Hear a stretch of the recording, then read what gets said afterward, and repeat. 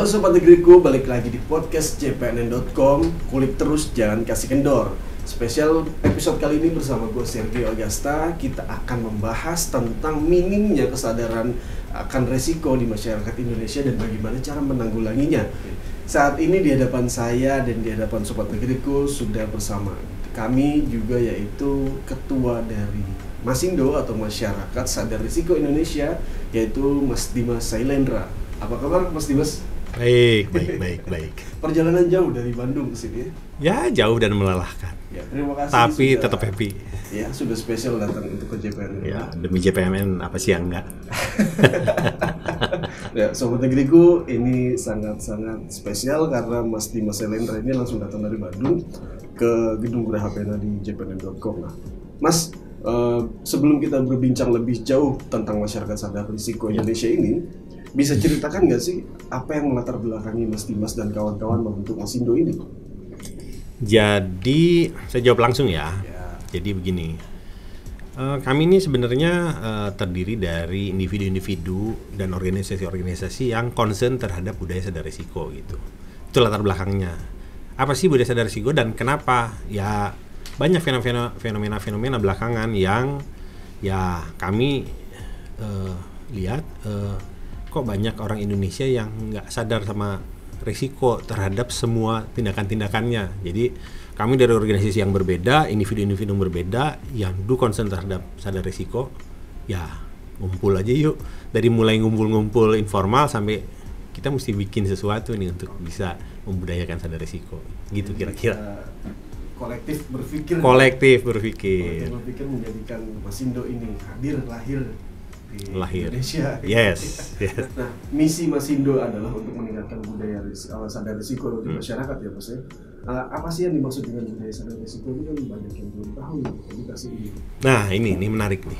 Budaya sadar risiko itu adalah budaya aware. Kita sadar bahwa dari mulai kita bangun tidur sampai tidur lagi itu ada risiko tuh. Ada risiko.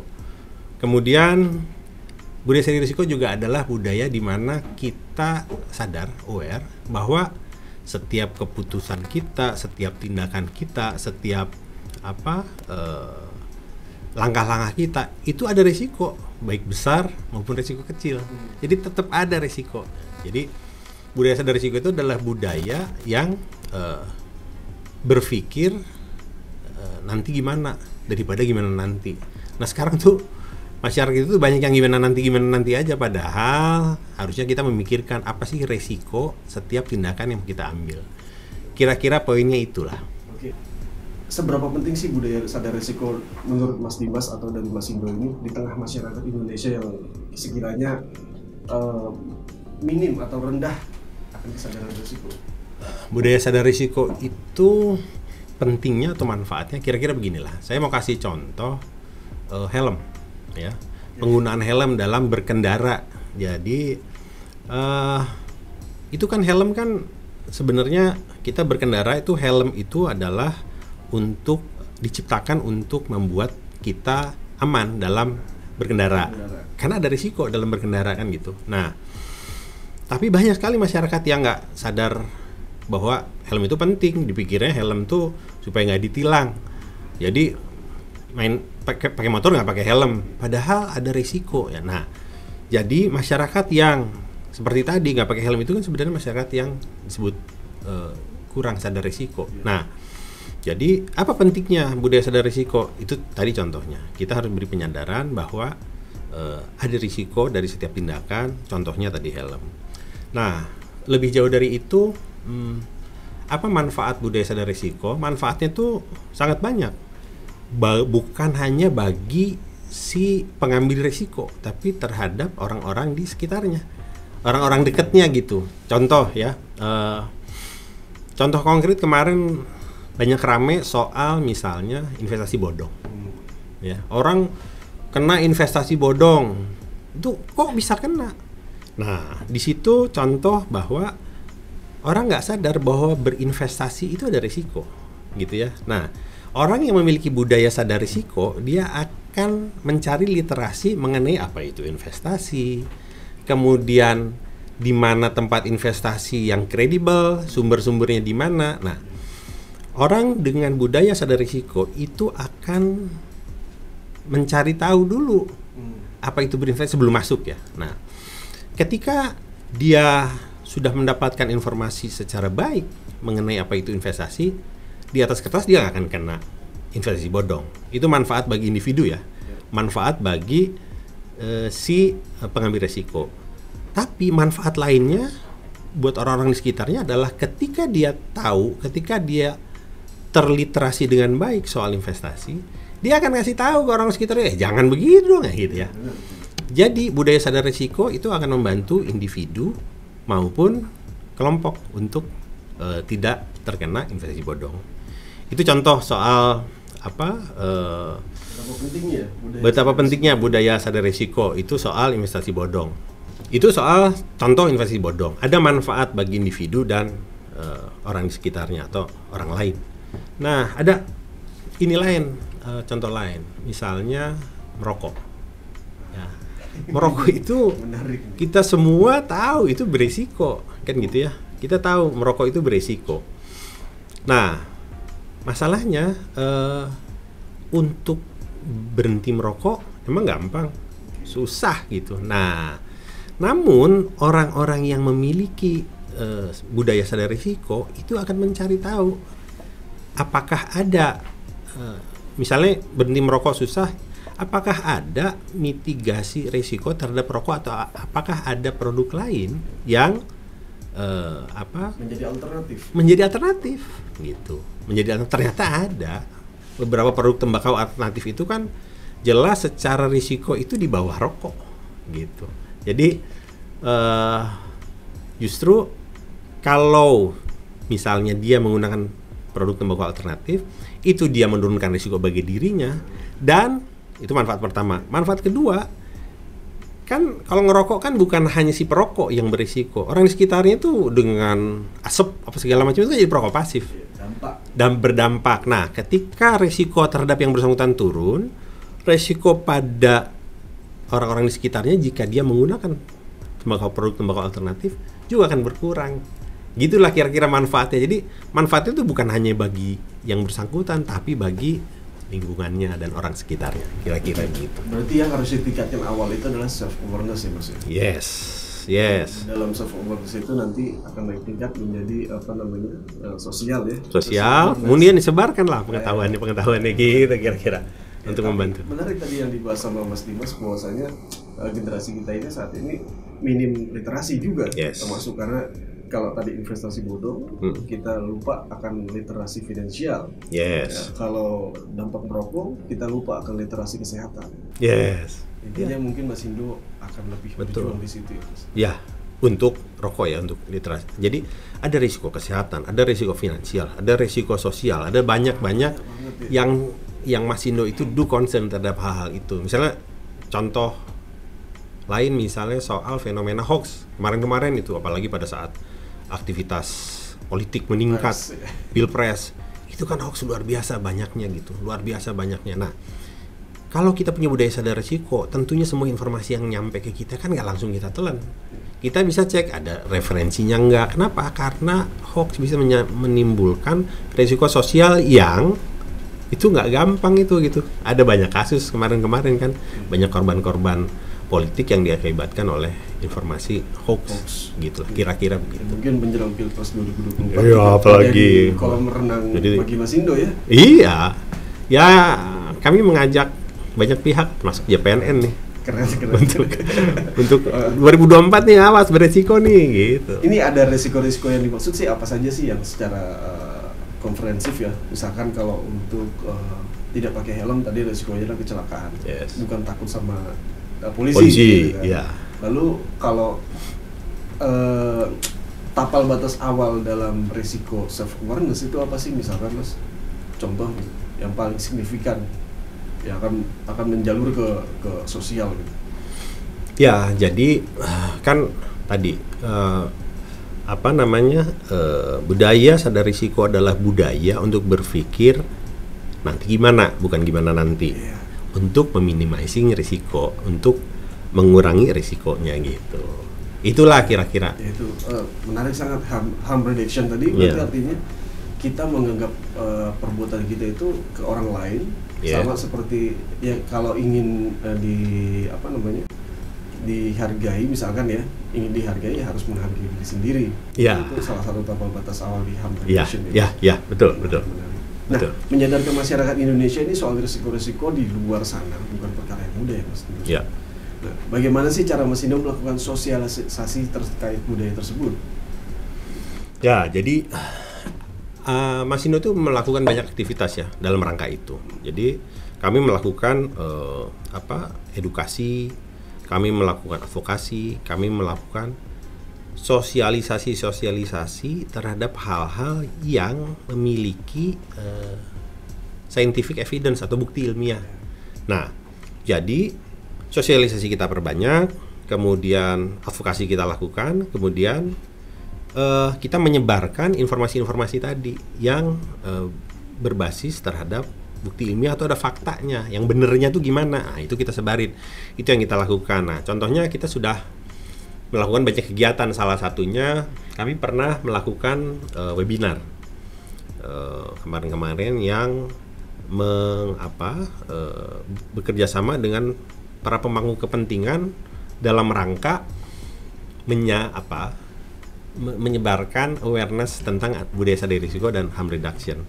Itu kami kerjasama sama Kemenko PMK bahkan.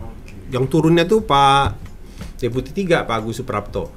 Kemudian kita merangkul juga peneliti kebijakan publik, akademisi kita rangkul, bahkan public figure kita rangkul gitu untuk influencer untuk supaya menyebarkan itu ke masyarakat. Itu yang sudah kita lakukan.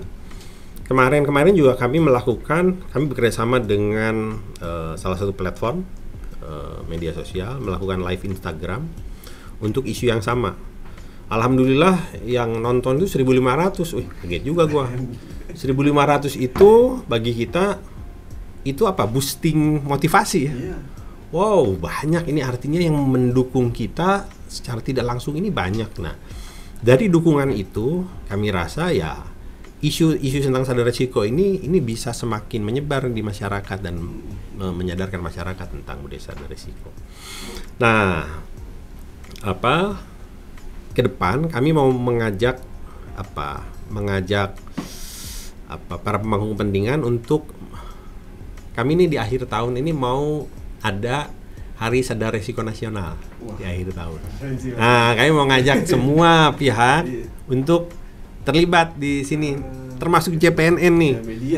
Media. Kami berterima kasih sekali diundang JPNN untuk hadir menceritakan ini semua. Ini bagian dari upaya kami nih untuk menyadarkan masyarakat. Terima kasih sudah berkenan untuk mensupport masyarakat. Ya, ini kan artinya salah satu gerakan atau movement untuk memajukan masyarakat Indonesia.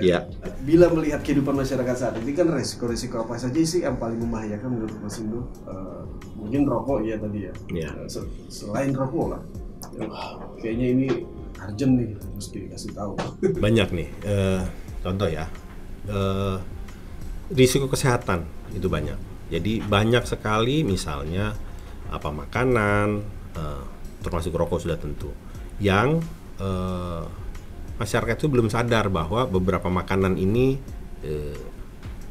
mengandung risiko. Misal saya ambil contoh kalau soal makanan, saya baru tahu juga kemarin belakangan, nasi panas. Nasi yang panas banget itu ternyata mengandung kadar gula yang lebih tinggi daripada nasi yang tidak. Jadi hal-hal seperti itu masyarakat perlu tahu. Itu soal risiko kesehatan. Kemudian kalau risiko kesehatan, pentingnya berolahraga, itu risiko kesehatan. Nah, apalagi yang penting? Ya, kalau dari sisi kami, salah satunya adalah risiko sosial. Risiko sosial harmoni sosial itu kan adalah modal untuk kita membangun bangsa ini.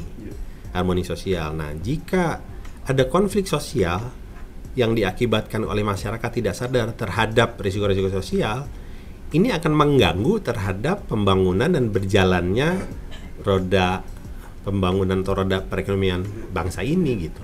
Jadi risiko sosial itu juga penting dan menjadi catatan kami soal hoax dan kawan-kawannya itu.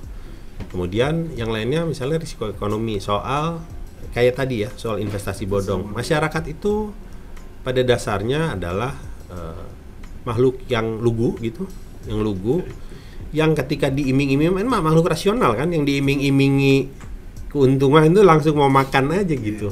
Jadi hasrat itunya itu lebih. Nah, edukasi mengenai pentingnya investasi, pentingnya menabung, pentingnya sustain dan bersabar dalam berinvestasi itu juga menjadi concern kami. Selain itu ada lagi yang ini yang menurut kami juga penting, risiko lingkungan. Gitu. Mungkin kita bisa lihat baru-baru ini di seluruh dunia yang namanya topan itu meningkat tajam, angin topan.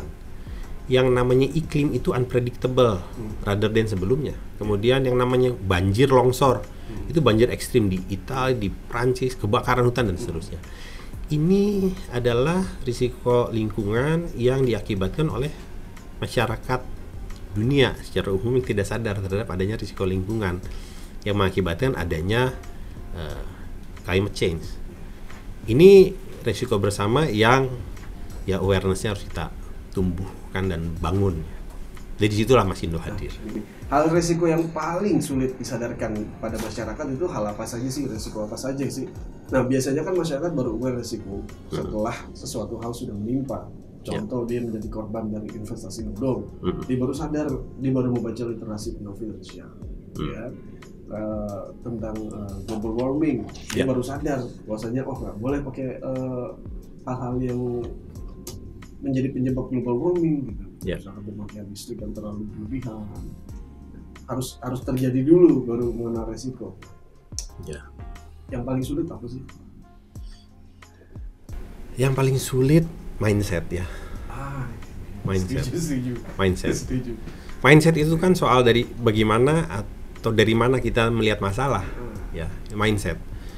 Kadang masalah kompleks, tapi sudut pandang kita itu akan membentuk mindset kita, gitu. Nah, kadang masyarakat yang kurang wawasan berpikir bahwa masalah itu hanya bisa dilihat dari sudutnya dia. Nah, fungsi Mas Indo adalah edukasi tadi untuk memberitahu bahwa ada banyak angle untuk melihat masalah ini. Nah, kemudian dari sudut pandang itu, dari wawasan yang mereka sudah tahu, mereka akan tahu bahwa ternyata masalah ini tuh nggak bisa dilihat dari sini, bisa dilihat dari sini. Nah, dengan perubahan sudut pandang, kami berharap ada perubahan mindset. Itu basicnya ya, basicnya. Nah, kemudian salah satu yang perlu kita lakukan juga dengan soal perubahan sudut pandang adalah bahwa dampak dari setiap keputusan yang berisiko itu, kalau menimpa yang bersangkutan aja sih, mungkin yang bersangkutan yang dirugikan. Tapi ketika menimpa orang lain, apalagi orang terdekat, itu menjadi concern yang harus menjadi alert bagi yang bersangkutan. Jadi menurut kami sih ya itu ya, mindset, kemudian dilihat risikonya itu menimpa siapa aja. Kalau menimpa lu aja sih ya silakan gitu. Tapi kalau menimpa orang deket lu, kalau menimpa orang lain kan sosial gimana gitu. Itu yang mendorong kami untuk we have to do something lah gitu. PR besar adalah mengubah paradigma ya. Merubah paradigma. Dampak-dampaknya ya. Yes. Masih tugas berat ini. Maksudnya berat. Sadar soalnya. Ya. Nah, sebenarnya lebih enak dikatakan tidak mudah. Tidak mudah, gitu. Berat ya. Ya. Mindset lagi tuh. Law of attraction jadinya. Law of attraction. Nah, yes. Hal apa saja yang biasanya menjadi perdebatan nih Mas dengan masyarakat saat Mas Indo melakukan sosialisasi budaya sadar risiko ini, terutama kan tadi kita off the record bahas tentang rokok. Pastikan yang diserang adalah orang-orang perokok nih. Ya. Ada nggak yang sudah menjadi perdebatan hal itu? Kalau perdebatan secara mengingat Mas Indo masih muda ya, masih muda, mungkin orang masih berpikir ini mah kecil gitu. Tapi ya perdebatan secara langsung nggak ada. Tapi kami menduga bahwa mungkin akan ada akan ada dari beberapa pihak yang mungkin mempertanyakan. Nah, jadi contoh kasus tadi soal rokok misalnya. Kami bukan mengatakan jadi gini. Soal rokok itu beresiko. It is better kalau lu bisa berhenti. Lu dan orang sekitar lu kan bisa terselamatkan dari risiko itu. Itu yang terbaik. Tapi bisa saja, aduh tapi susah. Ya oke, ada harm reduction, konsep harm reduction tadi. Ya bisa mencari alternatif yang lebih rendah risiko, misalnya produk tembakau tadi. Nah, disinilah mungkin ada banyak pihak yang memiliki kepentingan, yang merasa kepentingannya terusik, gitu. Apa ya? Nah, kami cuma mau ngasih tahu bahwa kami tidak menyarankan orang untuk quit sama sekali atau menyatakan bahwa ini harus berhenti secara enggak, tapi ini soal risiko gitu. Bukan berarti produk tembakau alternatif pun tidak berisiko. Ada risiko, ada nikotin juga, ada risiko ketergantungan juga gitu. Tapi ya kami tetap dalam konteks ada risiko untuk mau ngasih tahu bahwa ada alternatif kalau nggak bisa berhenti. Jadi jangan pihak-pihak tertentu merasa wah ini masuk ke wilayah enggak. Nah mungkin akan ada perdebatan di level itu. Tapi pun kalau ada perdebatan di situ, kami sih makanya ada advokasi di situ ya. Jadi kami mau merangkul banyak stakeholders ya, pemangku kepentingan, government, industri, masyarakat, akademisi. Kalau untuk rokok misalnya, bikin deh yang namanya riset yang komprehensif terkait ini. Nah, riset komprehensif ini nanti bisa jadi basis regulasi bagi government.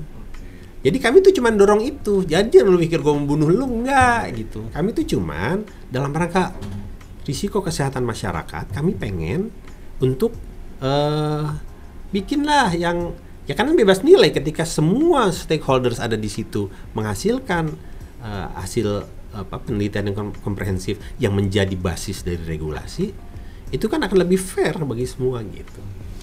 Jadi kami akan mendorong situ kalaupun sampai ada pihak-pihak yang merasa terusik. Kami merasa tidak mengusik siapapun soalnya dalam hal ini. Justru malah Mas Indo ini kan melihat adanya problem lalu memberikan solving yang netral. Ya. Tidak radikal gitu. Misalnya, iya betul. Berhenti rokok gitu. Betul. Ya kita menyiapkan alternatif loh. Alternatif. Iya. Dan malah jadi alam berpikirku ada gambaran bahwasanya yang datang atau yang setuju dengan Mas Indo ini malah orang-orang yang ingin sadar tapi tidak tahu caranya seperti apa. Ya. Makanya ini hampir sama kasusnya dengan investasi bodong. Akses terhadap informasi yang valid ini sulit didapatkan dalam hal itu ya. Ini masih ada tarik-tarikan sama dengan kasus balik global warming. Kalau isu ramenya itu kan di Amerika. Bagaimana ada ketika saintis yang menyatakan bahwa global warming ini masalah nyata, lawan kelompok-kelompok yang merasa industri-industri raksasa yang merasa ini terganggu, ini bikin sains tandingan, ada saintis-saintis tandingan itu meramaikan informasi yang menyatakan global warming hoax. Sampai terjadi hari ini. Ketika terjadi Katrina di Amerika, ketika zaman George Bush Junior, di situ government Amerika mulai sadar. Jangan-jangan benar nih, Katrina itu kan badai level 5 yang belum terjadi. Tapi hari ini itu yang namanya badai tingkat 5 di mana-mana sering terjadi. Itu akibat dari menghangatnya permukaan air laut yang merupakan bahan bakar, merupakan energi dari badai gitu. Itu baru sadar semua sekarang gitu. Tadinya Amerika cuek di zaman, ya bayangin, saya agak ngelompat sedikit. Jadi zaman George Bush ketika Clinton menyatakan mengikuti protokol Kyoto untuk kami akan ikut protokol Kyoto untuk mengurangi emisi gas rumah kaca. Zaman George Bush Junior keluar dari kesepakatan, ganti jadi Obama ikut protokol Paris. Begitu ganti Trump keluar lagi dari, hanya untuk melindungi kepentingan industri yang nyata-nyata merusak lingkungan. Ya kira-kira gitu. Semua ada kepentingan nih Mas. Iya. Cuman di sini Masindo mau menegaskan bahwa Masindo itu tidak mengusik kepentingan siapapun. Gitu. Berdiri di tengah-tengah. Kita berdiri di tengah-tengah in the name of risiko bagi semua, termasuk risiko bagi industri itu sendiri gitu. Gitu kira-kira. Ada juga hal yang sederhana tetapi sulit masyarakat sampai saat ini, yaitu kebiasaan merokok tadi ya kita bahas ya. Nah, menurut Mas Dimas mengapa sulit sekali menyadarkan masyarakat tentang hal rokok ini misalnya? Kenapa ini sulit? Ya, itu tadi. Ada banyak kepentingan, kemudian ada dan seterusnya. Namun, Masindo mau tetap istiqomah. Konsisten menyatakan bahwa kami nggak mau ganggu itu. Kami hanya mau menyatakan bahwa kalau sulit berhenti, gunakan prinsip harm reduction. Kurangi risikonya bila mana sulit gitu. Walaupun tetap tidak menutup adanya risiko, tetap ada risiko, tapi jauh berkurang. Public Health England ya itu sudah bikin riset bahwa risikonya itu turun 95% untuk produk tembakau alternatif dibandingkan rokok. Sebegitu besar gitu turun risikonya. Nah, jadi kalau mau tetap merasakan sensasi merokok tapi risikonya rendah, ya pakai itu. Oh, tapi nggak yakin. Ya, makanya itu tadi. Mari pihak-pihak stakeholders yang diorkestrasi oleh government untuk bikin riset yang komprehensif. Coba kita lakukan riset, karena di negara-negara maju kayak Inggris, ya, Selandia Baru, Jepang, itu bahkan produk tembakau alternatif itu dijadikan atau didorong untuk diinikan supaya dalam rangka mengendalikan rokok di negaranya. Jadi justru produk tembakau alternatif yang didorong supaya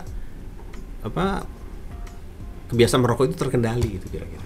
Nah, pendapat Mas Dimas tentang produk-produk alternatif seperti tembakau ya, yang dipanaskan atau rokok elektrik ini, apakah resikonya ini lebih kecil? Pastinya lebih kecil daripada tembakau. Pandangan Mas Dimas sendiri pribadi. Gitu. Jadi gini, jadi hasil banyak hasil ini ilmiah ya, hasil studi ilmiah. Makanya kami itu selalu harus ada scientific based evidence. Jadi bukti-bukti ilmiah memperlihatkan bahwa ini tuh benar, ada faktanya dan seterusnya. Nah, terkait dengan produk tembakau alternatif misalnya ya, jadi kita nggak usah bicara dulu misalnya soal bukti, tapi begini, apa sih bahayanya rokok? Bahayanya rokok itu adalah bahwa rokok itu dibakar, menghasilkan asap. Asap itu partikulat yang mengandung tar. Nah, tar ini bahayanya. Tar ini yang bisa menyebabkan beberapa penyakit, diantaranya kanker misalnya. Gitu. Nah, sementara tembakau alternatif kayak rokok yang dipanaskan, kemudian kantung nikotin dan seterusnya, ini kan tidak menghasilkan asap. Ini menghasilkan uap air gitu ya. Nah, jadi tidak mengandung tar. Jadi resiko berat tadi itu jelas terkurangi dengan adanya uap air tadi, uap gitu ya. Nah, tapi secara risiko jauh lebih ini. Nah, untuk meyakinkan, lagi-lagi kami mengusulkan untuk coba lakukan deh riset komprehensif yang melibatkan banyak pihak. Jadi kita taruh tuh barang di atas meja, yuk kita lihat sama-sama, kira-kira gitu. Oke, ini artinya kan perbedaannya sangat signifikan dan kontras kalau kita penjelasan Mas Dimas bahwasanya tembakau biasa itu ada tar dan tembakau alternatif tidak ada tar. Yes. Nah, di situs Masindo kan ada juga pernyataan soal kajian atau hasil penelitian dan implementasi penggunaan produk tembakau alternatif di negara lain. Nah, harapannya supaya pemerintah Indonesia itu bisa lebih terbuka melihat hal itu untuk mengurangi risiko tembakau. Bisa dijelaskan, Mas? Kami mengusulkan ya, ini yang terbayang dari sisi kami. Pertama, pemerintah itu untuk kasus ini ya, karena ini kan masih debatable ya, masih ada yang ngomong berbahaya dong, enggak. Oke. Pertama, yang pemerintah harus bersikap terbuka terhadap semua kemungkinan yang terkait dengan produk tembakau alternatif. Terbuka ya, jangan enggak Enggak, lu ngomong dari mana? Kalau ada bukti sih oke. Jadi pertama bersikap terbuka. Terbuka bukan berarti telan. Ya oke lah, masuk aja tembok. Enggak. Sikap terbuka ini harus diteruskan dengan langkah kedua. Langkah kedua ini tadi, undang semua stakeholders yang berkepentingan, baik government, akademisi, industri, masyarakat, untuk membuat sebuah riset komprehensif mengenai produk tembakau. Kenapa? Barang ditaruh di atas meja, kita sama-sama lihat bener nggak ini, gitu ya. Ketiga, kalau sudah ada scientific based evidence mengenai produk tembakau, ya bikin regulasinya. Tapi kalau dia terbukti berada dengan resiko di bawah rokok, bikin regulasi sesuai dengan profilnya, bedain dengan rokok regulasinya, kira-kira begitu. Nah, keempat, ini terakhir. Kalau memang begitu skenario-nya, ketika ada regulasi yang membedakan antara produk tembakau dengan rokok, kalau ini dianggap ya sebagai produk dengan risiko yang lebih rendah dari rokok, tapi juga bermanfaat bagi mereka yang ingin berhenti merokok, sebarkan informasinya. Sebarkan informasinya, buka akses pada masyarakat yang memerlukan informasi mengenai gimana caranya gue mau mengurangi risiko dari rokok, kira-kira gitu. Jadi 4 langkah itulah. 4 langkah untuk pemerintah ya. 4 langkah jatuh. Nah, Mas, nih bagaimana harapan Mas Indo untuk partisipasi masyarakat dalam mewujudkan masyarakat Indonesia yang sadar risiko ini? Ya, jadi gini. Kalau kami sih berharap ini kan nggak bisa satu pihak. Jadi kita harus sama-sama bahu-membahu. Semua stakeholders termasuk Mas Indo itu bahu-membahu untuk mewujudkan budaya sadar risiko ya. Jadi kami berharap sebenarnya masyarakat yang belum memiliki budaya sadar risiko itu dengan upaya yang saling bahu-membahu antara ini kepentingan para stakeholders ini, masyarakat belum sadar risiko akan sadar risiko.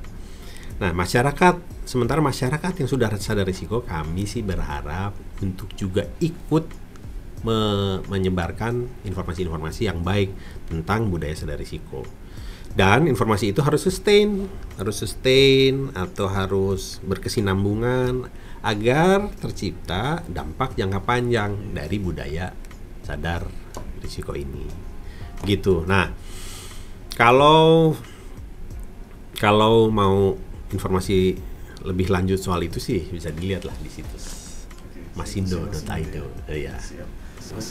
Pemangku kebijakan itu kan menjadi hal yang sangat signifikan dalam gerakan ini ya. Ya. Artinya harus diawali dengan pemangku kebijakan yang pertama, yaitu para ketua RT. Ya. Yang dimana akan menyampaikan hal-hal tentang sadar risiko ini terhadap masyarakat di kalangan ruang lingkup yang paling kecil, yaitu keluarga. Mungkin program Mas Indo selanjutnya lebih keren di situ gitu. Ya, memang mesti masuk ke sel-sel terkecil dari masyarakat ya, keluarga ya. Karena kan simpul masalah di peradaban itu atau di masyarakat adalah dari rumah. Betul. Ya, kalau dari rumah kita aja tidak misalkan orang tua atau kakak adik kita itu tidak menyadarkan akan risiko, di masyarakat luar pun mereka juga akan buta akan risiko. Ya, betul. Itu, betul. Setuju. Oke, Mas, terakhir, apa pesan untuk masyarakat Indonesia dan sobat negeriku terhadap sadar risiko Indonesia ini? Nah, pesannya. Bicara soal sadar risiko ya, pesan kami adalah begini. Jadi banyak hal yang merugikan kita itu diawali dari berpikir gimana nanti. Ujungnya kalau gimana nanti itu penyesalan. Ngapain sih nyesel? Daripada nyesel, lebih baik diganti cara berpikirnya. Kita harus berpikir nanti gimana, bukan gimana nanti ya. Jadi pesan kami adalah yuk berpikir gimana nanti, yuk berpikir dulu sebelum mengambil tindakan, yuk berpikir mengenai ada risiko loh setiap tindakan yang kita ambil, besar atau kecil. Nah, yuk berpikir untuk meminimalisir apapun risiko dari tindakan kita setelah kita pikirin risikonya. Itu pesan saya, dan semoga kita terhindar dari risiko yang tidak kita inginkan. Ya, itulah Sobat Negeriku, bincang-bincang kami dan kulik-kulik tentang masyarakat sadar risiko di Indonesia ini oleh Mas Dimas Syailendra. Mas Dimas, terima kasih banyak ya. Nah, kami segenap tim dari jpnd.com bersyukur dengan situasi adanya atau lahirnya Masindo ini adalah sebuah kelompok yang bermain di tingkat kesadaran. Artinya ini hal baru, jadi saya ucapkan selamat dan sukses. Tentu saja ini masuk ke dalam ranah jiwa atau kesadaran, bukan soal yang tapak saja tapi di bawah alam sadar. Nah, ini pekerjaan yang luar biasa untuk Masindo, dan tadi sempat di-mention bahwasanya media juga berperan besar, sangat berperan di tingkat kesadaran masyarakat ini, dan lebih laten dampaknya nanti untuk masa depan masyarakat Indonesia. Terima kasih Mas Dimas ya. Sama-sama Mas Sergi, terima kasih juga JPNN ya. Oke. Sobat Deriku, terima kasih sudah menyaksikan podcast jpnd.com terus, dan jangan lupa di subscribe, dan bila mana ada hal-hal yang ingin disampaikan silahkan di komen, dan ingin tahu Masindo lebih lanjut silahkan di situsnya Masindo. Terus pantengin jpnd.com, podcast jpnd.com, kulik terus jangan kasih kendor.